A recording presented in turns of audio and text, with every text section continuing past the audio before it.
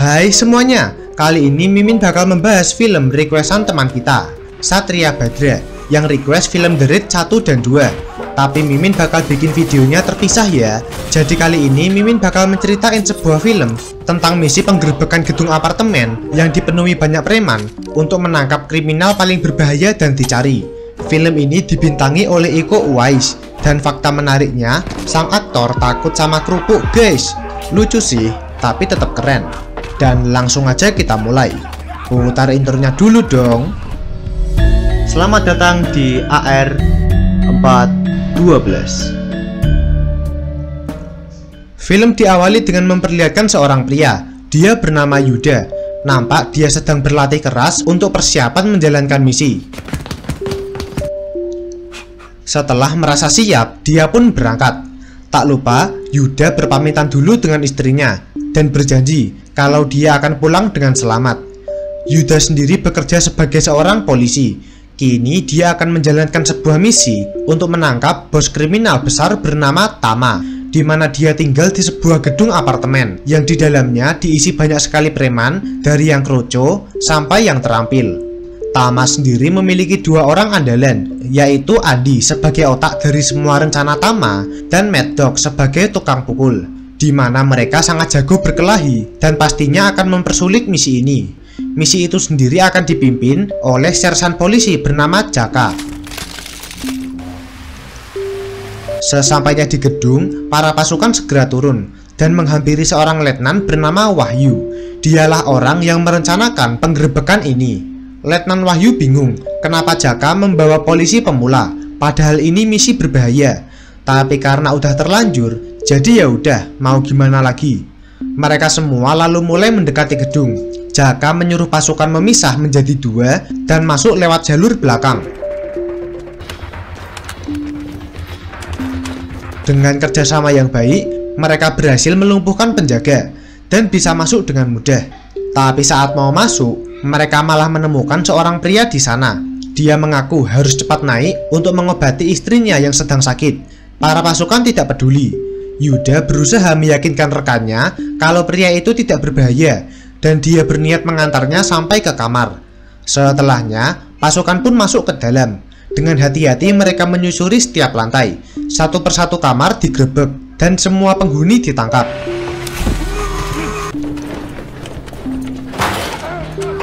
Misi berjalan dengan lancar, dan kini mereka berada di lantai 6. Sialnya, tiba-tiba muncul seorang anak yang melihat pasukan polisi dan langsung lari. Tidak mau ambil pusing, Letnan Wahyu langsung menembaknya. Menyadari itu, penghuni lain menyalakan alarm pertanda kedatangan polisi, yang membuat keberadaan pasukan pun mulai disadari. Tama juga sudah memantau pergerakan polisi dari CCTV. Dia nampak santai dan mau mengajak mereka semua untuk main-main dulu. Tama menelepon para sniper untuk menjaga di luar. Sekiranya ada polisi, langsung tembak aja. Dia juga menyuruh pasukan untuk membunuh sopir kendaraan pasukan, supaya mereka tidak bisa kabur dari gedung. Para preman mulai melakukan serangan balik dan berhasil membunuh beberapa polisi.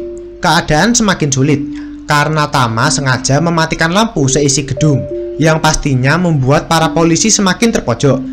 Tama lalu membunyikan alarm untuk mengabarkan kalau para polisi berada di lantai 6. Dia menyuruh semua bawahan mencari mereka dan membunuhnya. Mendengar itu, Jaka menyuruh Letnan Wahyu memanggil bantuan, tapi itu tidak akan bisa karena nyatanya hanya mereka yang tahu soal misi penggerebekan ini. Lah, kok bisa ya? Itu artinya bukan Letnan Wahyu yang merencanakan misi ini, melainkan orang lain yang belum diketahui. Tiba-tiba terdengar suara pintu terbuka. Para pasukan siap menembak. Tanpa disadarinya kalau itu hanya pancingan para musuh untuk mengetahui keberadaan polisi. Setelah posisi mereka ketahuan, para musuh mulai menyerang, sehingga baku tembak pun terjadi.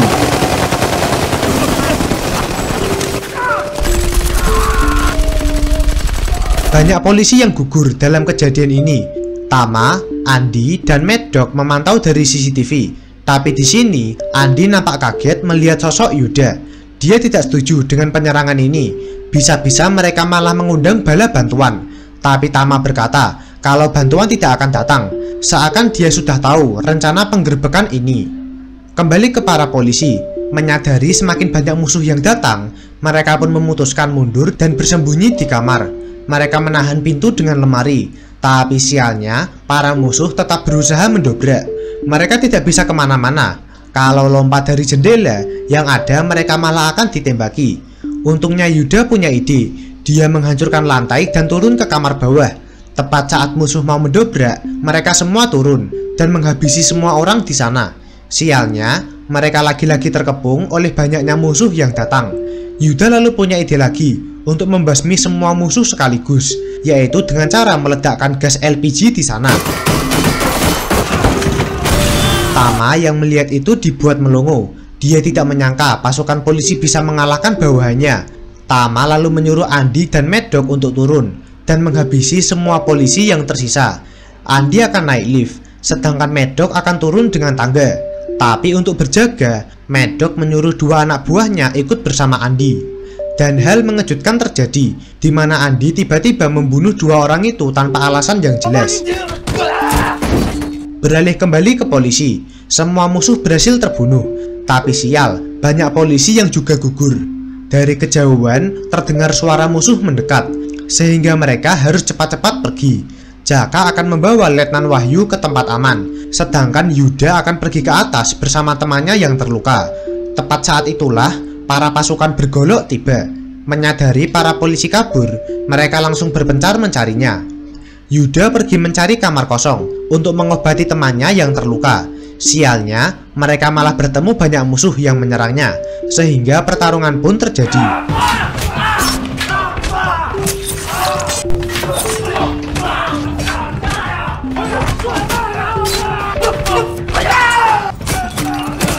Dengan keahliannya, Yuda berhasil menghabisi semua musuh satu persatu. Bahkan musuh yang bawa pistol pun juga bisa dikalahkan dengan mudah. Jago juga ya dia. Jaka dan Letnan Wahyu bersembunyi di toilet. Mereka tahu kalau musuh sedang berada di luar. Sialnya, salah satu musuh datang mengecek toilet itu. Untungnya mereka keburu pergi karena mendengar keributan di lantai atas. Yuda membawa temannya menuju ke sebuah kamar, di mana kamar itu milik pria di awal tadi. Yuda memohon untuk membukakan pintu. Si pria agak ragu untuk membukanya, tapi setelah Yuda meyakinkan kalau dia tidak akan berbuat buruk, dia pun akhirnya diperbolehkan masuk.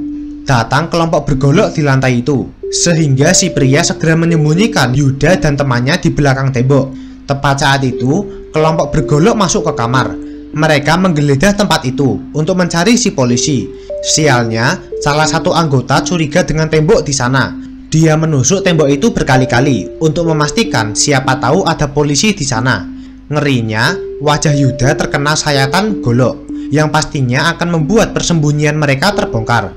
Untungnya si pria berhasil mengalihkan perhatian, sehingga kelompok itu pun pergi dari sana. Yuda segera mengeluarkan temannya. Dia berusaha mengambil peluru yang bersarang di perutnya. Tapi karena tidak ada pisau, Yuda harus mengambilnya dengan alat seadanya. Wah, ngilu juga ya. Selesai mengurusnya, Yuda bertanya ke si pria bagaimana cara keluar dari gedung ini. Tapi dia berkata kalau tidak ada jalan keluar. Gedung ini dijaga dengan ketat, mustahil untuk bisa keluar.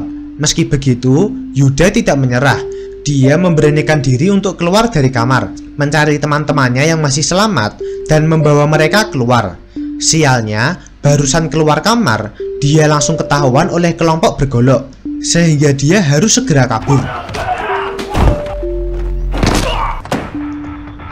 Yuda berhasil dipojokkan, jadi mau tidak mau, dia harus melawan semua kelompok itu sendirian.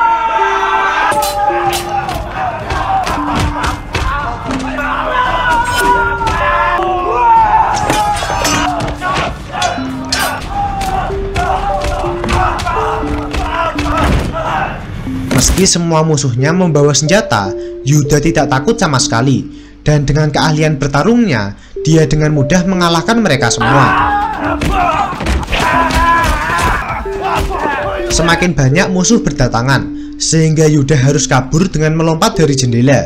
Untungnya dia masih bisa selamat. Yuda sudah kehabisan tenaga, dia bahkan sudah kesulitan berjalan. Tapi dia teringat janjinya dengan sang istri kalau dia akan pulang dengan selamat. Jadi Yuda memutuskan untuk tetap maju menjalankan misi, meski dia harus berhadapan dengan ratusan musuh di depan. Tiba-tiba dia ditarik ke dalam ruangan oleh orang misterius, yang ternyata adalah Andi. Beralih ke Jaka dan Letnan Wahyu, mereka kini sudah aman, tapi tetap saja mereka masih terjebak. Jaka berniat untuk pergi mencari pasukannya, tapi Letnan Wahyu berkata kalau mereka tidak mungkin selamat. Jaka lalu marah dan membentak Letnan. Gara-gara dia, banyak pasukannya yang tewas. Jaka memaksanya untuk mengatakan siapa dalang di balik penggerbekan ini, tapi Letnan Wahyu tidak mau memberitahunya. Ini belum waktunya Jaka untuk tahu. Kesal akan hal itu, Jaka pun pergi meninggalkan mereka. Sialnya, barusan keluar kamar, dia langsung diserbu Medok dan anak buahnya. Letnan Wahyu dan seorang polisi dikejar bawahan Medok, sedangkan Medok akan mengurus Jaka. Medok tidak ingin membunuh Jaka dengan pistol, karena itu terlalu mudah. Dia sengaja meletakkan pistolnya dan akan baku hantam tangan kosong dengan Jaka. Itu baru yang namanya greget.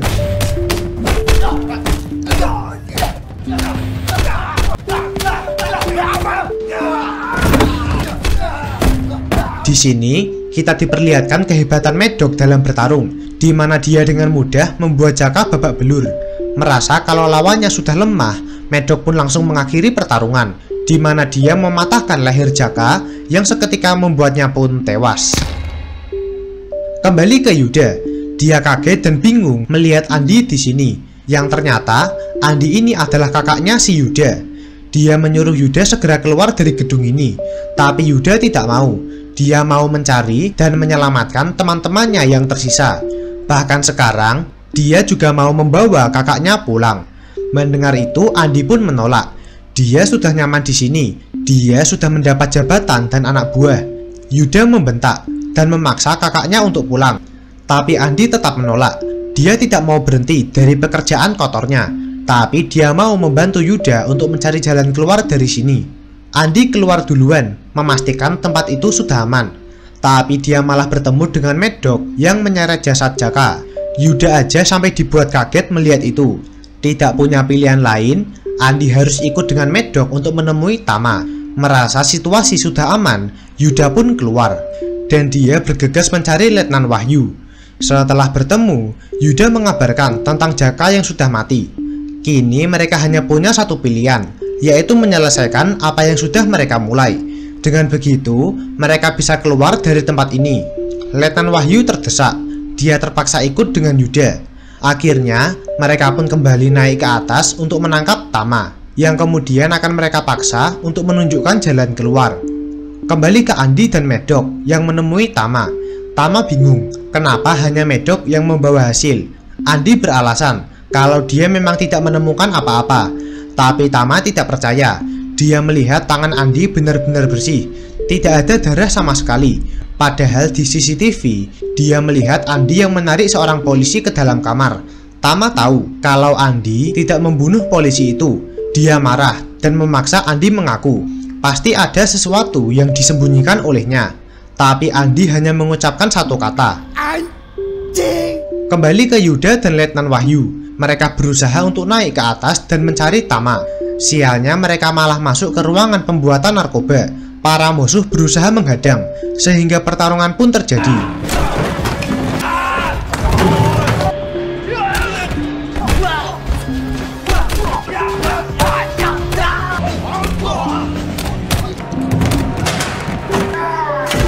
Dan dengan kerjasama yang baik, semua musuh berhasil dibunuh. Mereka melanjutkan perjalanan. Tapi Yuda mendengar suara teriakan di ruangan sebelah, yang ternyata Andi sedang disiksa oleh Medok karena dia sudah ketahuan berkhianat. Yuda masuk ke dalam ruangan untuk menyelamatkan kakaknya. Melihat itu, Medok pun melepaskan Andi, bukan karena kasihan, tapi karena dia ingin bertarung 2 lawan 1 dengan mereka. Buset, berani banget.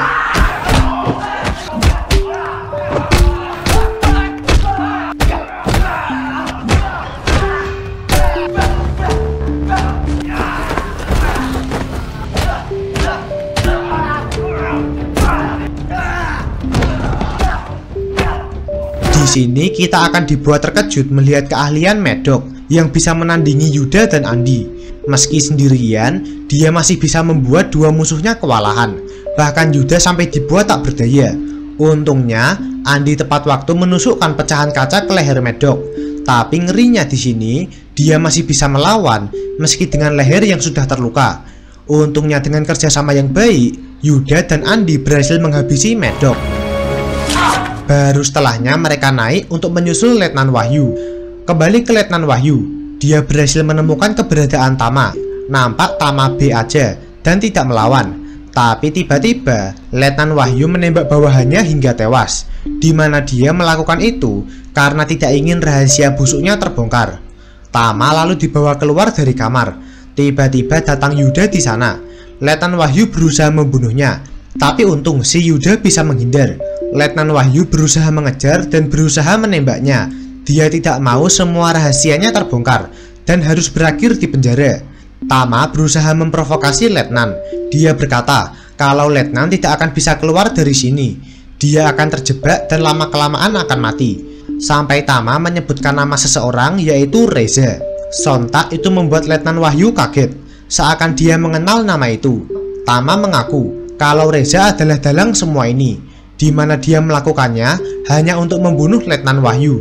Dia tidak akan bisa hidup dengan tenang. Reza pasti akan mengejar dan memburunya sampai tewas. Letnan Wahyu yang mendengar itu menjadi kesal, dan dia menembak mati Tama. Tak sampai di situ, Letnan Wahyu juga berniat bunuh diri dengan menembak lehernya. Tapi sial, pelurunya sudah habis. Dengan bantuan Andi, kini mereka bisa keluar dari gedung. Misi mereka sudah selesai. Yuda dan temannya yang tersisa akan membawa Letnan Wahyu untuk dipenjarakan.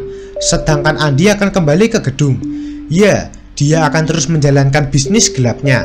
Karena mau gimana lagi, dia sudah terlanjur nyaman dan cocok dengan pekerjaan itu. Sehingga kakak adik ini harus kembali berpisah. Dan film pun tamat. Sekian alur cerita untuk film The Raid Redemption 2011. Gimana menurut kalian tentang film satu ini? Atau mungkin kalian punya rekomendasi film selanjutnya? Kalau kalian suka dengan video Mimin, tolong bantu like ya. Kalau tidak suka, kalian boleh dislike aja.